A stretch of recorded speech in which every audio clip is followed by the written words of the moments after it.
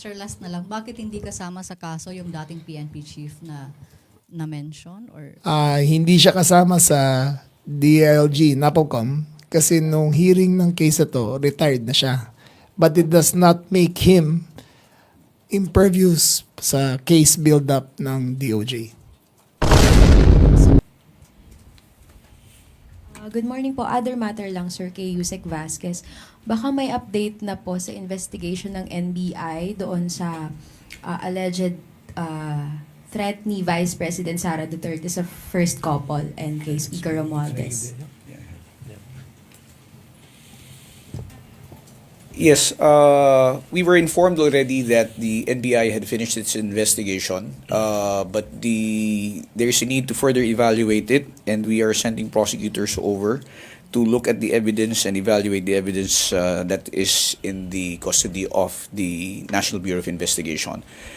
Depending on the outcome, we will be able to make a recommendation whether to have it considered filed already before the department and or to return it to the NBI if there's a need to build up the case further and to add to the evidence that they have. But this is subject to evaluation. The NBI and the DOJ are working closely together, our prosecutors, to ascertain the evidence that is on hand. Ayan, so eto na yung naging pahayag ng DOJ, ng NBI, ng PNP regarding dyan sa hinahanap ano na nangyari sa kaso ni Staff Sergeant Mayo. So nasa na daw ba? So para maging malinaw, panoorin mo ito ng diretso. Pero intro muna tayo.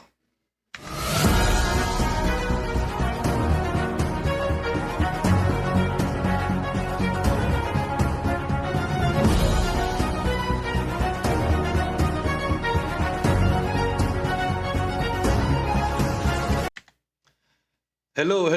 Welcome back to my channel. This is Daddy Rick again, talking about the reality of life. Magandang umaga, tanghali o gabi kung nasa panig man tayo ng mundo. Muli tayo humihiling sa ating Panginoon na sana ang bawat isa ay nasa maayos sa kalusugan, physical man o mental, sa pagpapala ng ating Ama na may lalang ng lahat. Isang magandang araw po sa inyong lahat. Ayan, at so ito yung medyo matagal-tagal na para bang hinanap. No, lahat ginagawan kasi ng butas. Siyempre nagkakaroon investigasyon, masinsin, mabibigat na mga posisyon ang maaaring magkamali, no? At madiscredit or sasabihin na maparatangan o ano paman. So, kailangan ito ng masinsin. Hindi lang naman sa Pilipinas sasabihin ang bagal ng hustisya. Sa mga nagsasabi na only in the Philippines, pumunta muna kayo sa ibang bansa para maranasan ninyo. Ganon talaga ang tema. So, nandito sila dyan sa presko na ito na ginanap kahapon upang ihayag itong mga updates sa kaso na yan. No? At may mga nabanggit, may mga personalidad, di ba? Ang dating PNP chief na damay. So, alamin natin ano ba yung magiging update. Napakaganda kasi na itong unawain upang sabi nga, hindi yung basta ka lang ngaw-ngaw, na hindi mo naman nauunawaan ano ba talaga ang mga nagiging kaganapan. But before we move forward, sabi nga, please don't forget to click like, leave your comments, subscribe, and don't forget to hit that notification bell and click all para lagi kang updated sa aking mga bagong uploads at maka-join ka sa ating mga live. Himayin at balitaktakan, and please, share so we can spread the love and the knowledge. Okay? At sa mga nagnanais po na magpaabot ng tulong dito sa ating channel, nandiyan naman po yung ating super thanks. No? At makakatulong po yan upang manatili ang ating channel online at isa na rin po yung tinatawag natin na membership. Just click the join button at be part nitong community ng Daddy Rick, the reality of life. So, tara, pakinggan na natin itong paliwanag ng DOJ, ni DILG Secretary Remulla at ang kanilang mga kasamahan ukol dito sa hinahanap ano na nangyari doon sa kaso ni Staff Sergeant Mayo. Okay? Ay, baliktad. Sorry, namali ng pindot. My bad. Okay, so tara na. Naniniwala kami sa kakayahan at integridad ng 99% ng 200,000 kapulisan. Naniniwala kami na sila ay maayos at tuwid sa trabaho. Ngunit ang ganyang kalaking organisasyon ay mahirap maging perpekto. Yung kakaunting dumudungis sa pangalan ng PNP ay dapat kalusin at ilagay sa tamang daan. Ang nais nating lahat, kasama ang kapulisan, ay kapayapaan. Magandang umaga po sa ating lahat. Andito po tayo para ilahad ang mga sumusunod. Una, ang laban kontra droga noon pa man ay mandato na ng PNP. Ngunit ang mandato na ito ay imposibleng makasituparan kung ang ilang nanunumpa sa katungkulan ang siya mismong kasama sa problema. Ito ay bunga ng mga iligal na kalakaran katulad ng EJK. Ang mga naatasan na lubaban kontra droga ang siya mismong gumagawa ng paraan para kumita at makinabang mula dito, na siya nagdudulot ng lalong paglaganap ng iligal na droga. Ang katarungan na may matibay na paniniwala sa tama ay hindi matitinag ng takot. Kaugnay ng pananagutang administratibo, sinuri ng komisyon ang bawat kaso batay sa mga individual na partisipasyon ng napatunayan ng ebidensya at nagpataw ng naangkop na parusa na walang kinikilingan at walang palakasan. Ang aming layunin ay maglabas lamang ng katotohanan at maghatid ng katarungan. I now turn it over to Vice Chair Rico Bernabe to explain the merits of the case. Thank you, Mr. Secretary. Magandang umaga po sa ating lahat. To provide a clear understanding of the matter, we will present the background of the entire Mayo case in several chapters, simplifying the details for easier comprehension. We now proceed with the very first chapter of this case, which is the drug transaction. On October 8, 2022, at 12:38 p.m., Sergeant Rodolfo B. Mayo was captured on CCTV at the Wealth and Personal Development and Lending Office located at Abad Santos, Tondo, Manila, carrying a white paper bag, boarding his silver Mitsubishi Montero, and leaving shortly thereafter. As shown in the footage, Sergeant Mayo, wearing a white shirt, returned to his car carrying a white paper bag of what is believed to contain 2 kilograms of shabu. Please note that the WPD Lending Office is registered to a private corporation beneficially owned by Sergeant Mayo. Between 12:42 to 1 p.m. on the same date, members of the Special Operating Unit Region 4A, SOU 4A for brevity, a unit under the Philippine Drug Enforcement Group, or PDEG, led by team leader Captain Jonathan Susongko, conducted an anti-illegal drug operations at Bambang Street, Tondo, Manila, resulting in the arrest of Sergeant Mayo for selling 2 kilograms of shabu. Notably, the operation was unreported and undocumented. The members of the operating team at Bangbang are as follows: Captain Jonathan Susongko, Patrolman Romar Bugarin, Patrolman Hasan Calao, Sergeant Carlos Bayeta, Patrolman Justin Peter Gular, and Patrolman Dennis Carolina. Although officially unreported and undocumented, the fact of the said buy-bust operation is evidenced by admissions and testimonies of and Viber messages between PNP officials. We now proceed to the next chapter of this case, which is the spoils of war, the discovery of the large drug haul. Now, we mentioned earlier that Sergeant Mayo was arrested at Bangbang Street. However, instead of officially reporting the arrest and complying with the chain of custody rule, members of the SOU 4A with Sergeant Mayo in custody proceeded to the WPD Lending Office for an alleged follow-up operation in anticipation of a large drug haul. CCTV footage shows the silver Mitsubishi Montero returning to the WPD Lending Office at around 1 p.m. on the same date.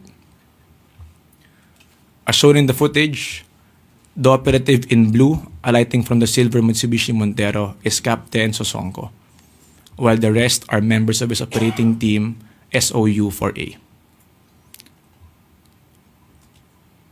Inside the WPD Lending Office, the operatives of the SOU 4A discovered a massive stash of shabu. Between 1:39 p.m. and 2:16 p.m., Sergeant Mayo was escorted into the WPD lending office and back to his vehicle 3 times. The theory is that Sergeant Mayo was directed to open the vaults located inside. Moreover, as can be observed in the footages, in all 3 instances, Sergeant Mayo was in handcuffs, which corroborates the drug transaction and this arrest in Bangbang Tondo narrated earlier in Chapter 1.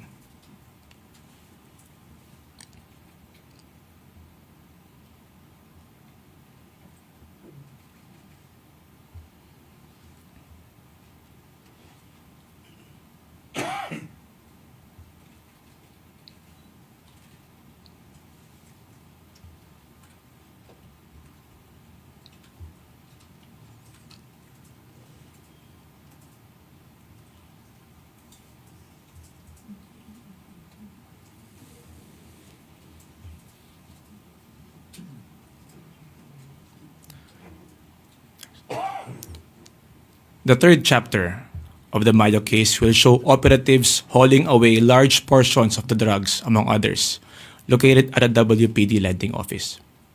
From 1:48 to 2:20 p.m., members of the Intelligence and Foreign Liaison Division, IFLD for brevity, under the PDEG group, were seen misappropriating from the large amounts of shabu found at the WPD lending office.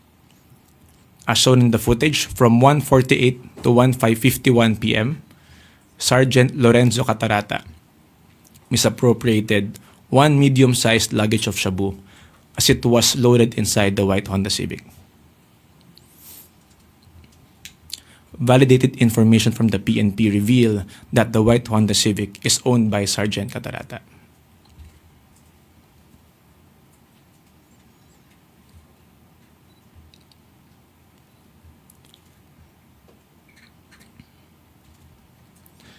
Thereafter, at 2:13 p.m., Sergeant Catarata and Sergeant Arnold Tibay can be seen in the footage misappropriating 1 luggage filled with shabu by carrying it on board a red Yamaha NMAX motorcycle.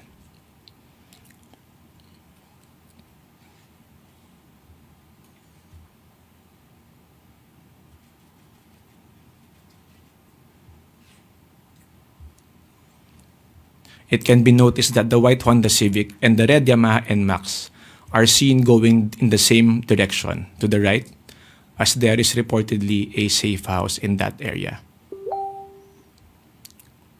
At 2:05 p.m., Sergeant Jerwin Rebosora can be seen carrying 1 duffel bag and placing it inside the black car through its left rear door.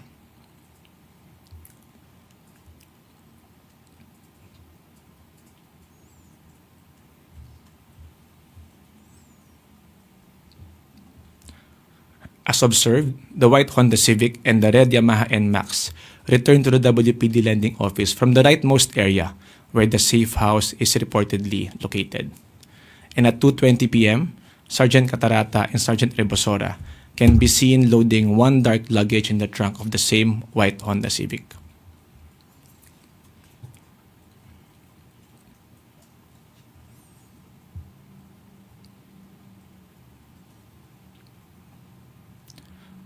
For the next slides, we will show you screenshots of CCTV footages taken from the report of the PNP Special Investigation Task Force Group 990, which identified the respondent police officers.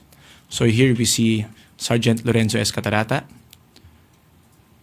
Next is Sergeant Jerwin Rebosora. And then here we have Sergeant Arnold Tibay. The operatives seen in the next slides are part of the operating unit that arrested Sergeant Mayo at Bangbang Street, who likewise participated, either directly or indirectly, in the misappropriation of drug evidence. Here is Captain Sosonko, the team leader in the arrest of Sergeant Mayo at Bangbang, and then the members of his operating team, SOU-4A, who failed to account the drug evidence at the WPD lending office. So how were we able to conclude that the contents of the haul are shabu? Because days after the incident, Colonel Rolando Portera, then chief of the IFLD, upon witnessing the acts committed by his subordinates in the footage, directed them to explain Sergeant Ribosora admitted to Colonel Portera that the operatives, quote-unquote, saved more or less 30 kilograms of shabu, intended as a reward for their confidential informant, a patently illegal act and a blatant violation of the Comprehensive Drugs Act of 2002, among other laws. This was duly reported by Colonel Portera to Domingo, who directed the return of the saved drugs. Colonel Portera then facilitated the return of the misappropriated shabu, wherein 42 kilograms of said shabu was recovered in front of the Public Safety Mutual Benefits Fund Inc. building near Camp Crame.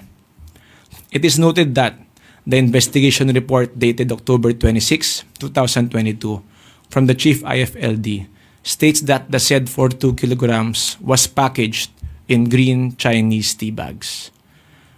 Similarly, as seen in the pictures of the drugs seized at the WPD lending office, they are likewise packed in green Chinese tea bags. The image also shows the vaults mentioned earlier, which we theorized Mayo was directed to open. Additionally, it can be observed that some of the shabu is stored in pieces of luggage, similar to those loaded by the operatives into different vehicles. Subsequently, from 2:28 p.m. to 5:34 p.m., packages and parcels were visibly carted away from the WPD lending office as follows. As shown in the footage, from 2:28 to 2:31 p.m., Sergeant Tibay alighted from the black sedan and headed towards the WPD lending office, where operatives were loading more or less 19 packages into an L300 van as estimated by the PNP.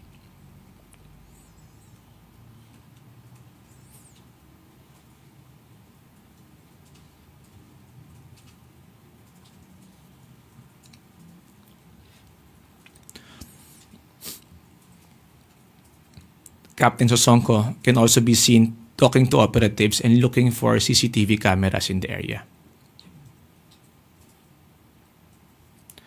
At 4:41 p.m., an operative was seen carrying several paper and plastic bags from the WPD lending office before heading back.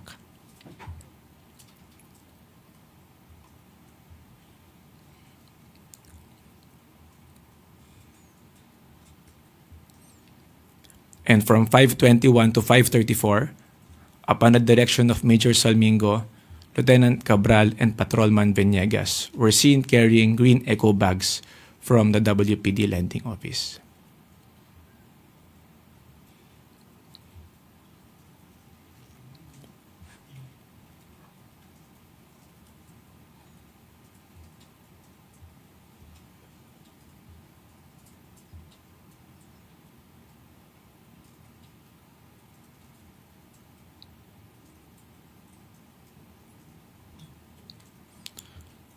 So in this screenshot, we see Captain Sosonko, who in the first video of this chapter we seen looking for CCTV cameras in the area.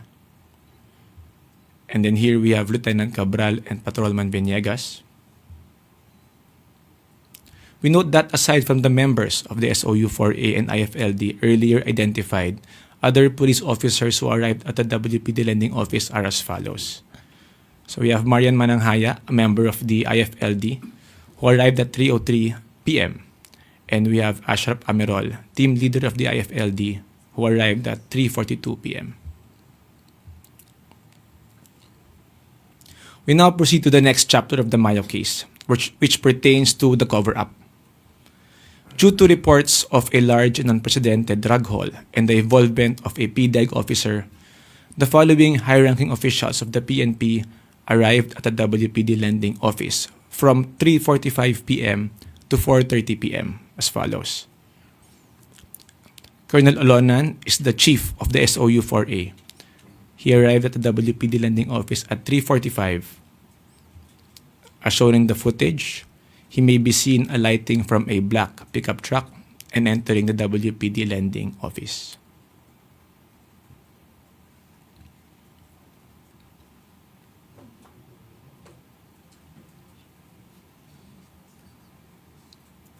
Lieutenant Colonel Ibanez, the officer in charge of the SOU-NCR, and Major Salmingo arrived at the WPD Lending Office at 3:54 p.m. Lieutenant Colonel Ibanez was the officer in charge of SOU NCR, the same unit where Sergeant Mayo belongs to.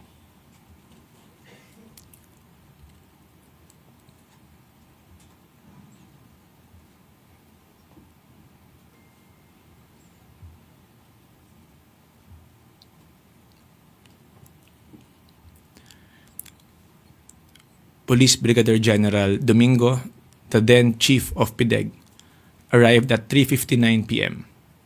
As shown in the footage, General Domingo, wearing a shirt and black shorts, alighted from a white AUV and entered the WPD Lending Office.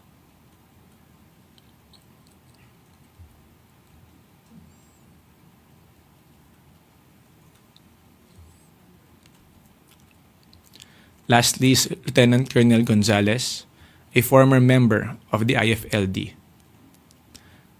He arrived at the WPD Lending Office at 4:29 p.m. As shown in the footage, he can be seen wearing a black shirt and pants before proceeding to the WPD Lending. So we are showing you images of Colonel Olonan, Colonel Gonzalez, Major Salmingo, Colonel Ibanez, and General Domingo. So to reiterate, between 3:45 to 4:30 p.m., the senior officers arrived, including Lieutenant Colonel Ibanez, who is the superior of Sergeant Mayo, and General Domingo, the head of PDEG, presumably to approve the final details of the narrative to be declared. Remember that there was no official declaration of any arrest or any anti-illegal drug operation as of this time. At 4:45, the anti-illegal drugs operation was finally formally declared, wherein they stated that a buy-bust operation was conducted, resulting in the arrest of a certain Ney S. Atadero, the caretaker of the WPD Lending Office, and the seizure of the remaining drugs, which would later turn out to be approximately 990 kilograms of shabu. Notably, Sergeant Mayo was excluded from the declared buy-bust operation. The first part of the cover-up therefore pertains to the decision to exclude Sergeant Mayo from the report and inventory of the anti-illegal drugs operation at the WPD Lending Office, and instead implicate his employee, Ney Atadero. This false narrative was used by the operatives in official documents, such as the report by General Domingo to the Acting Director for Operations. As you can see in the document, General Domingo reported that a buy-bust operation was conducted at 4:45 p.m. on October 8 at the WPD Lending Office, resulting in the arrest of Atadero only and the seizure of more or less 990 kilograms of shabu with an estimated standard drug price of approximately 6.7 billion. The same false narrative was further used in the submissions before the DOJ and the court. However, CCTV footage shows that no buy-bust operation was conducted at 4:45 p.m. at the WPD Lending Office.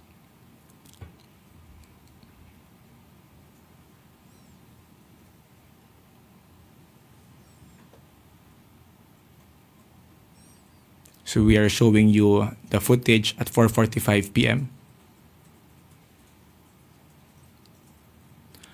We now move to the next chapter, the game of the generals.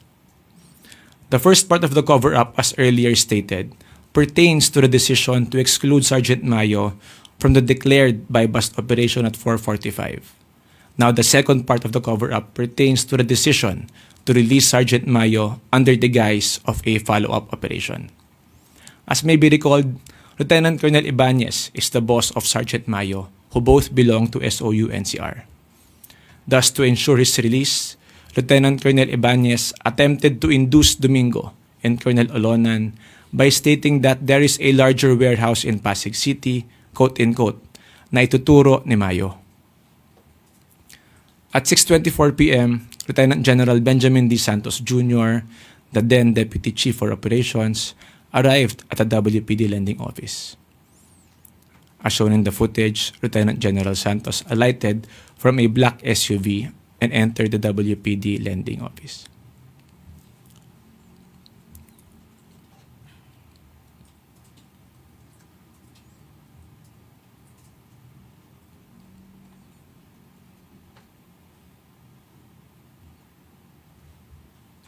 Now, after Lieutenant General Santos left at 7:19 p.m., General Domingo, Colonel Olonan, Colonel Obañez, Colonel Gonzalez, and Major Zulmingo converged at the right side of the building and brainstormed on whether, quote-unquote, tutuluyan or tutulungan si Sergeant Mayo.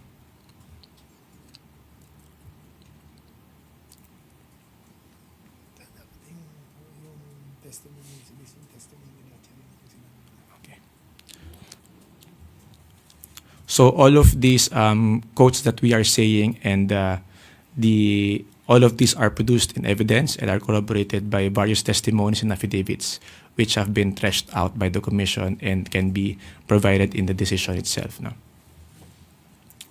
So giving into the inducement, General Domingo and Colonel Alonan approved Sergeant Mayo's release. So here's the picture of Lieutenant General Benjamin D. Santos. As alleged by General Domingo, Sergeant Mayo's release was cleared by then Chief PNP Rodolfo S. Azurin Jr. and Lieutenant General Santos. During the hearing before the Senate Committee on Public Order and Dangerous Drugs on May 30, 2023, he stated that, quote-unquote, the Chief PNP, Azurin, and the then TDCO, Santos, approved my proposal. Sergeant Mayo and Colonel Ibanez assured me also, by the way, that they can pinpoint another warehouse with much, much bigger stocks of illegal drugs. This corroborates our earlier conclusion that Lieutenant Colonel Ibanez induced General Domingo to release Sergeant Mayo by claiming that the latter knows of another warehouse containing more drugs. At around 7:45 p.m., PNP operatives were seeing the footage removing Sergeant Mayo's handcuffs.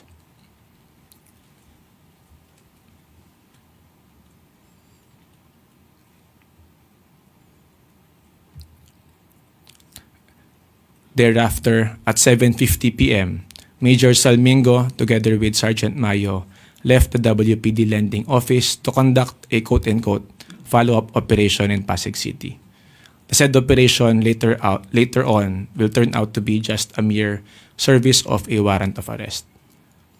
In the joint affidavit of arrest of the members of SOU-NCR, it was stated that Sergeant Mayo was the arresting officer of Judean Francisco at Sorrento Oasis in Pasig City.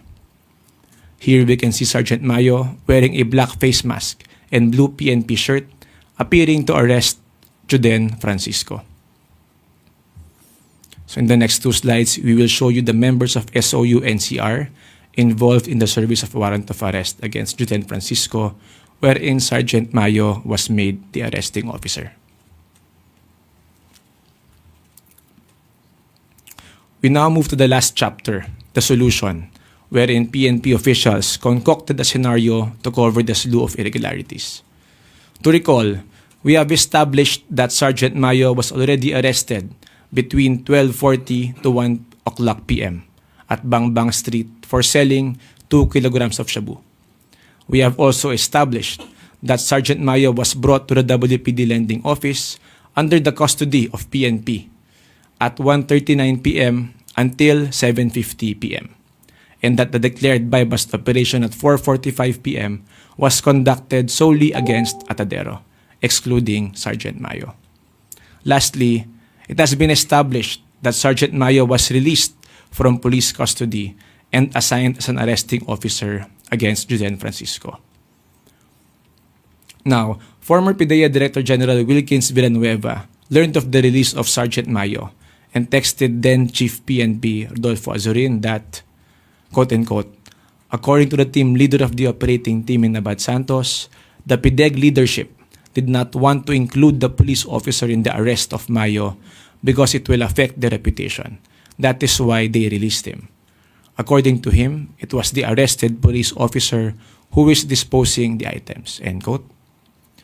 This prompted General Azurin to direct General Domingo to return Sergeant Mayo to the WPD lending office. However, we recall that the buy bust was already declared at 4:45 p.m. only against Atadero, and that the inventory has already begun. Thus, in an attempt to address the irregularities in Sergeant Mayo's earlier arrest and to cover up his subsequent release, Colonel Olonan, Captain Piñon, and his team staged a hot pursuit operation against Sergeant Mayo. It was reported that this alleged operation took place at Quiapo Bridge, Quezon Boulevard, Quiapo, Manila at 2:30 a.m. on October 9, 2022, resulting in the arrest of Sergeant Mayo and the seizure of 2 kilograms of shabu.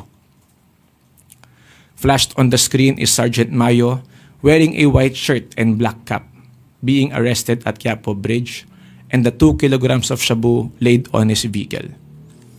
What is very telling is that earlier, during the arrest of Juden Francisco, Sergeant Mayo, as the arresting officer, was seen wearing a blue PNP shirt, while in this picture, we can see that Sergeant Mayo was made to change his outfit.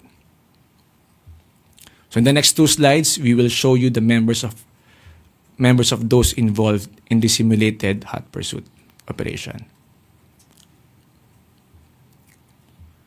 Here are other police officers who are also found liable throughout the incidents in different capacities.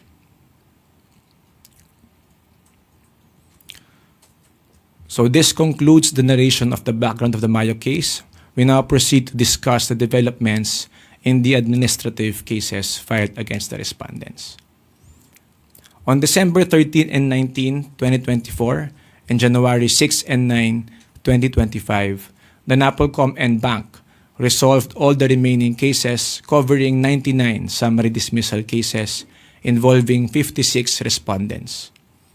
As resolved by the NAPOLCOM and Bank, 21 respondents were dismissed from the service, 16 respondents were demoted in rank, 4 respondents were suspended for 6 months, and 12 respondents' cases were dismissed. With respect to the 3 respondents who are presidential appointees, our recommendation for dismissal from the service shall be subject to the confirmation by the Office of the President. Relative to the administrative case against Lieutenant General Santos, the summary dismissal proceedings against him was suspended on account of a writ of preliminary injunction issued by Judge Alice Gutierrez, Branch 193 of the Marikina City Regional Trial Court. Shown on the screen is the summary of the penalties imposed on the respondents.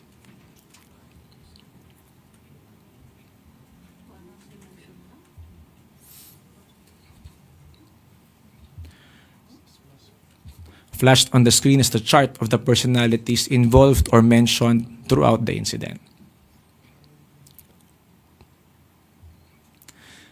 It is estimated that 1.5 tons of shabu comprise the accounted and unaccounted haul in the Mayo case with an estimated street value of 10.151 billion.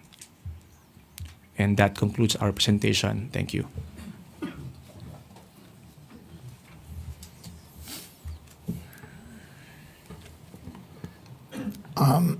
To close before I turn it over to the SOJ.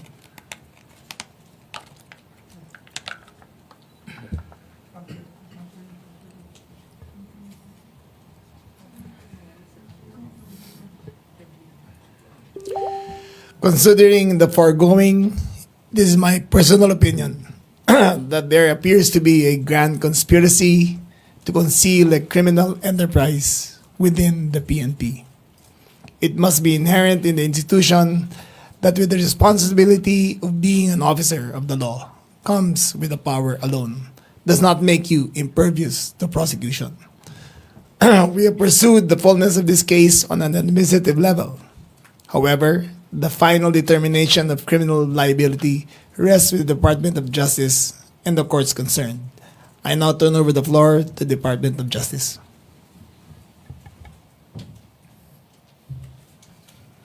Thank you.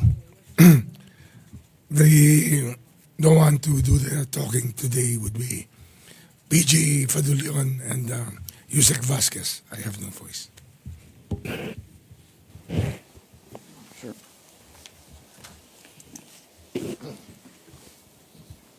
Good morning, everyone. As a result of the investigation conducted by the NAPOLCOM and the cases that were filed by both NAPOLCOM and the CIDG, PNP CIDG, the Department of Justice, as early as 2023, had already begun evaluating the cases that were referred to us. In a resolution that we issued last December, the Department of Justice recommended the filing of cases for violation of Section 29, that is planting of evidence, Section 29 of Republic Act 9165, against 30 individuals. And at the same time, we recommended the filing of informations before the court for violation of Section 92. This is for delay and bungling in the prosecution of drug cases, also under RA 9165, against 30 individuals. These cases have now been filed and are now pending before the regional trial courts of Manila. We understand that per the last information provided to us, warrants of arrest have already been issued. Also, as a consequence of these cases that we filed and based on the evidence that were submitted to us, we are convinced that the Department of Justice now has to seriously evaluate and reevaluate the cases that have been filed earlier and are now pending before another regional trial court in Manila. These are the cases filed against Sergeant Rodolfo Mayo and Ney Atadero, which are now pending prosecution. The cases, we have to understand that these cases were filed based on the information that we have that were provided to the Department of Justice panel. These cases were investigated in an inquest proceeding by prosecutors from the Office of the City Prosecutor of Manila. But after reviewing the evidence, that were presented, which resulted to the filing of the cases for bungling and planting of evidence, we believe and we are seriously considering the possibility of withdrawing these cases, because it would now appear that these cases were filed based on false allegations, and fallacious evidence.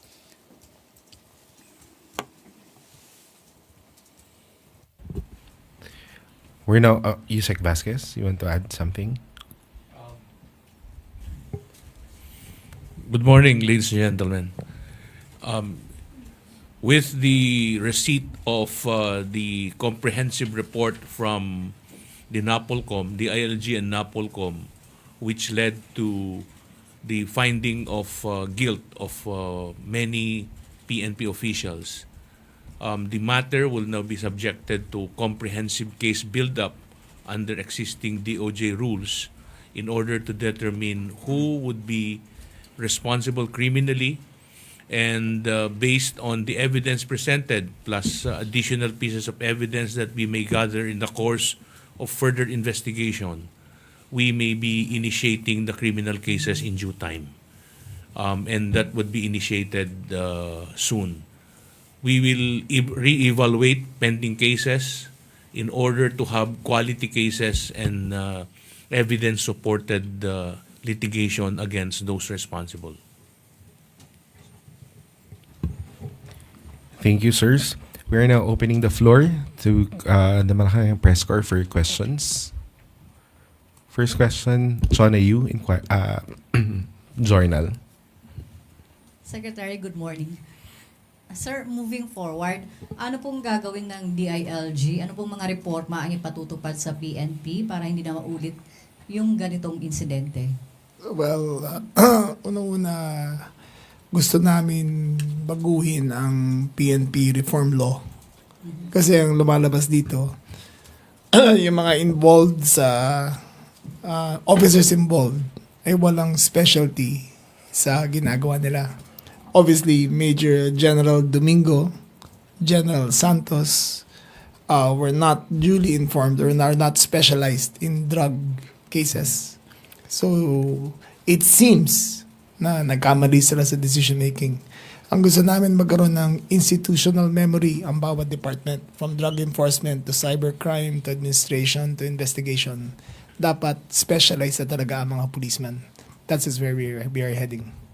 So ano yun, sir? Parang may schooling na No, kailangan- we will introduce legislation para from next year on, magkakaroon na rin ng 4 tracks ang PNP. Pagdating mo ng captain level, you will be either put in administration, investigation, cybercrime, and ano ba yun? Administration. So magkakaroon na ng institutional memory ang bawat department. Ang nangyayari kasi ngayon, 1 taon nasa investigation ka, 2 taon nasa drug ka, 1 taon nasa administration ka, palipat-lipat lang sila. So yung nakikita nyo clearly na yung mga top officers involved were not aware of the procedural matters to be followed. So, lumaki na lumaki. Ang nangyari, yung nasa ilalim, sila nagdesisyon. Yung mga nasa taas, nakikisama na lang. Sir, last na lang. Bakit hindi kasama sa kaso yung dating PNP chief na mention? Or Hindi siya kasama sa DILG, NAPOCOM, kasi nung hearing ng case na to, retired na siya. But it does not make him impervious sa case build-up ng DOJ. so meron pa rin? Meron pa rin. Sa amin kasi administrative lang eh. Sa kanila ang criminal. Criminal. Pasok pa rin siya, sir. Again, I must reiterate, there seems to be a grand conspiracy to conceal a criminal enterprise. Tignan nyo yung kaso, from sergeant to chief PNP, kasama lahat sa kwento. Thank you, sir. Next question, Alvin Baltazar, Radyo Pilipinas. Secretary, magandang umaga po. Secretary, sino ba yung yung leader ng grupo? That has to be determined by the DOJ. Pero, ang nabanggit din kasi dito, sir, si dalawang general.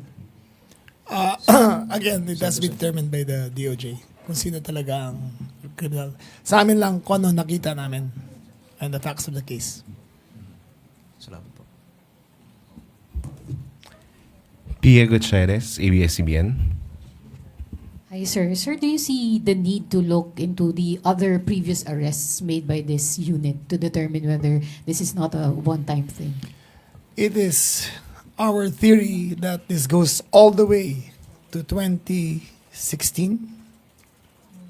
Naging institutional practice na siya mula 2016 hanggang nahuli to noong 2022. It seems that it became a standard procedure ng mga ilang elements ng PNP na magkaroon ng mga drug haul, re-report ng konti, ibobodega ang marami. It seems to be that way. And what we have done now for the first time is to show conclusively that a criminal enterprise involving the selling, the arrest, the storage, the intent to distribute, and the intent to cover up all in one day nangyari. So it shows, that's why I said a grand conspiracy of a criminal enterprise. Sir, following the revelation of this supposed criminal enterprise, is there a need to extend this investigation to other units of the PNP? Magkakaroon po ba ng PNP-wide investigation? Yes, we will go back to 2016 all the way down to 2022. Again, sir, why 2016? It is our theory, but not proven, na dahil sa reward system na ginawa instituted by the PNP when 2016 started, ang drug haul ay hindi nire-report at tuwing dahil may reward, kukuha sila ng tingi, ilalagay doon, may reward, may accomplishment. So doon nagkaroon yung bodega, kuha, arrest, reward, promotion. Parang ganun na naging sistema nila. Next question, Clazel Pardilla, PTV4. Sir, good morning. How compelling is the evidence to guarantee the conviction and imprisonment of those involved? I think PG should answer. Yes. As far as the evidence that were presented to us, no, and as far as the persons charged, the 30 police officers with ranks of police lieutenant general, police brigadier general, all the way down to police master sergeant, we believe that the evidence is strong enough to warrant a conviction, because we have this new policy in the department now that we only make sure that the cases that are elevated in court are cases which will be able to stand the rigors of trial and end up in eventual conviction. So as far as the Department of Justice is concerned, with the two cases that were recently filed, we are confident that we will be able to muster a conviction for all those charged. Next question, Ivan Mayrina, GMA 7. Sirs, may I ask again the status of these involved police officers? Nabanggit niyo kanina may mga summarily dismissed na, but none of them are under custody since wala pa hong warrants against them. Tama po ba? Mayo and sino ba? Mayo is under custody right now. Siya kasi yung unang na-charge. Siya lang po. At siya kasi Atadero yata. No? Pero sino pa ho ang nasa active service technically? Almost all of them. Almost all of them. Yes. Except may mga iba niyang retired na. Like si Azurin was not included in our case build-up because he was retired already when this case was brought forth. Pero are they still allowed to perform the duties of a police officer? Okay. Please answer. Yes, no. So we released the decision just recently. Prior to release, they were all in the active service, except for those who retired in the course of these proceedings. But until this decision, they were still all active. But sir, knowing their involvement, possible involvement in something this big of a crime, hindi ho ba natin sila i-monitor at least habang pending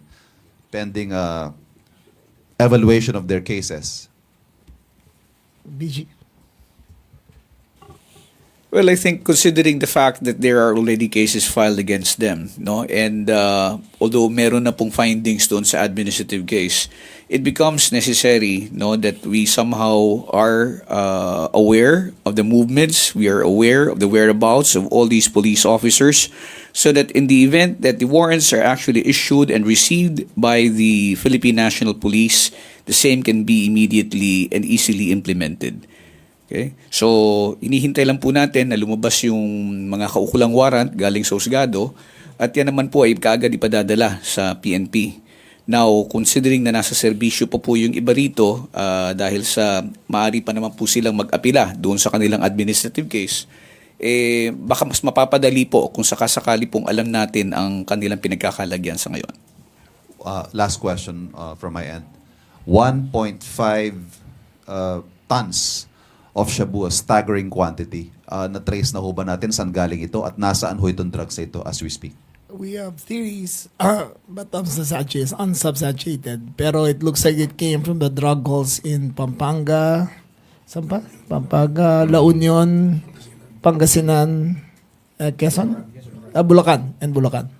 Imported ho ito, hindi niluto dito. Hindi, imported lahat. Lahat yan, most of them naka-Chinese tea green bags. And consistent with the investigations over there, they would only declare, I think, 10%. And the rest, binubudega na. Next question, Tristan Nodalio, Newswatch Plus. Hi sir, good morning po. Sir, just a follow-up dun sa nabanggit nyo na kanina na you're looking at as way back as 2016 and by reward system. Sir, na-mention na rin doon before sa Quadcom hearings. Is the DILG and DOJ parang likely to believe na meron nga pong reward system nung panahon ni dating Pangulong Rodrigo Duterte? I think it was made very clear during the Quadcom by the PCSO chair, Garma, that there was a reward system, that there was a corresponding value to every seizure and arrest and killing corresponding to the number of grams or kilograms accompanying the suspect. So we have to look back further into that on the mechanisms that they use. Pag sinabi kasi sir grand conspiracy, no, baka meron pa bang ibang officials higher than the police officials that you are also looking at? Not yet. We are only concentrated on the police officials. But the subsequent investigation does not preclude anybody everybody is still open. Next question. Tina Maralit. Good morning, Secretary. Sir, regarding this sa plan to investigate going as far back as 2016, paano po yung mga opisyal ng PNP na retirado na kung mapapatunayan pong may kinalaman sila dun sa sinasabing grand conspiracy, yung mga retirement benefits po ba babawiin? At Let's not go too far about that, yung ng penalties. But as far as DILG is concerned, wala kaming admin capacity to prosecute. As far as DOJ is concerned, then they have the capacity to investigate, to prosecute, to build a full case regarding the involvement of other officials. Thank you, sir. Next question, Sam Medinilla, Business Mirror. Aside po from dun sa involved sa Mayo case, may other pending cases pa po ba involving police sa drug cases? Meron po tayong mga involvement sa drug cases but not as big as this one. Mga ano lang po yun, mga isolated instances or mga individual police na may illegal acts but not at this scale wherein a group of policemen are working together to consume the illegal act. Mga ilan po kaya yung cases na yun? We do not have the figure with us now but we can provide you later on.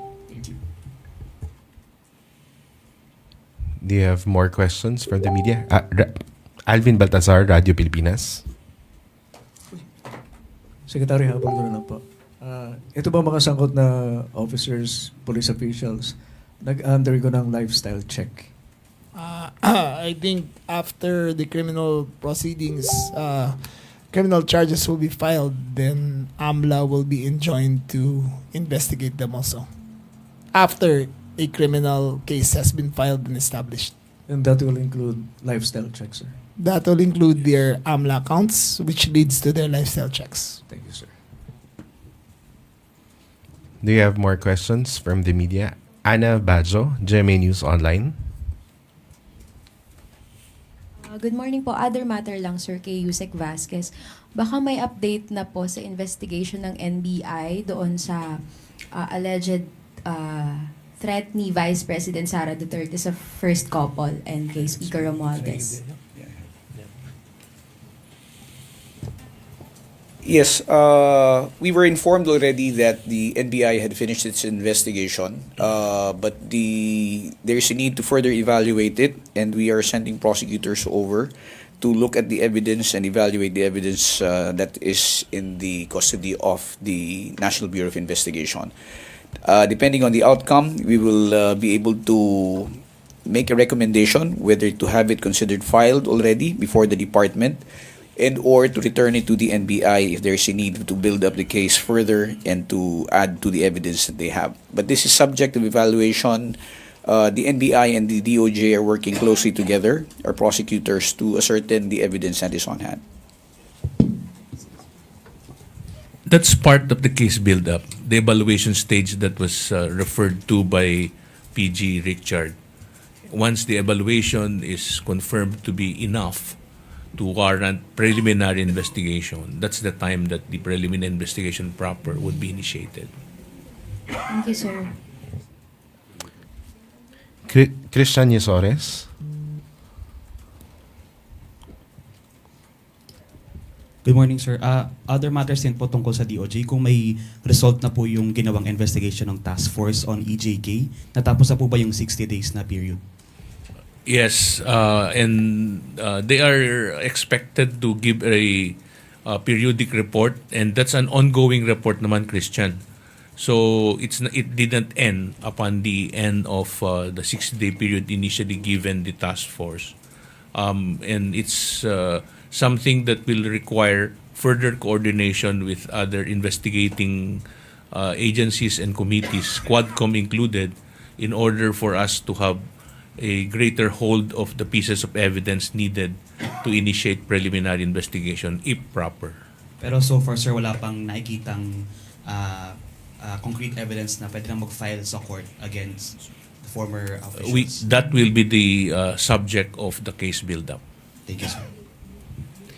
Ivan Mayrina, GMA7. May we also get an update, sirs, on the DOJ's probe on the admissions made by former President Rodrigo Duterte before the Quadcom?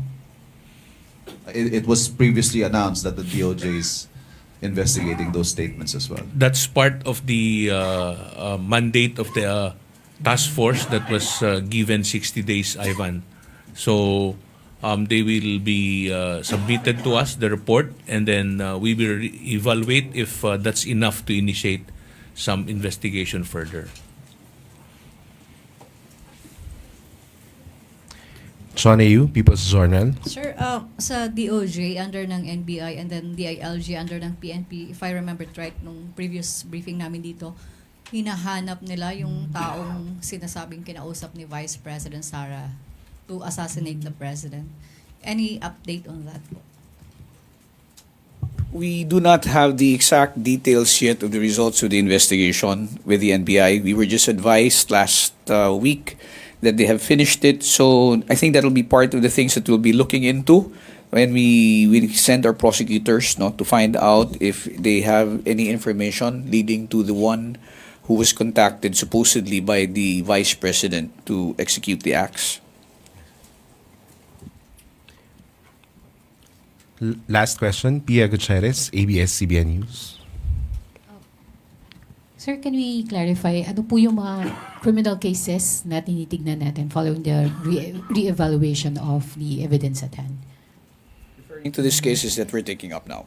Okay, it was mentioned in the report of the DILG and the NAPOLCOM that there are certain personalities, there were certain personalities that were mentioned, among whom were not included. They were not included in the charges that were earlier filed. So this will mean that based on results of the investigation by the NAPOLCOM or by any PNP unit, if any case is referred to the department, we will look into it and look into the involvement of the other personalities. There is nothing which will preclude the department from amending the informations that we have filed already or to file new charges if there are in fact other cases that may be filed as against them. So still, I think it would be in connection with the case of bungling. It would still be in connection with the case of planting of evidence. But again, to be more comprehensive about it, we have to look at also the situation or the circumstances surrounding the recovery, the initial recovery of the 990 kilos of drugs, the source, because I think we have to look further into that. So it all depends on the evidence that will be submitted to us. We will make the necessary assessment, and if we are convinced that there is a need to include other personalities, we will do so. Before we end, may we ask Secretary John Vic Remulla for his closing statement? Thank you very much, everyone. This case was originally brought forth to the NAPOLCOM, kailan ba? 2022. Inupuan po ng 2 taon to. Nung pinalitan po si Commissioner Bernabe, si Bernardo. Vice Bernabe took over and he prosecuted the case with full intent to uncover the truth. Yung inuupuan kasi na kaso is justice denied.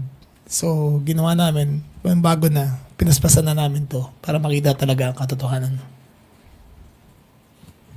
Thank you very much, Secretary John Vic Remulla, Secretary Boying Remulla, PG Fadulion, VCO Bernabe, and Yusek Vasquez. And that wraps up our press briefing for this afternoon. Maraming salamat, Malacanang Press Corps, at pagandang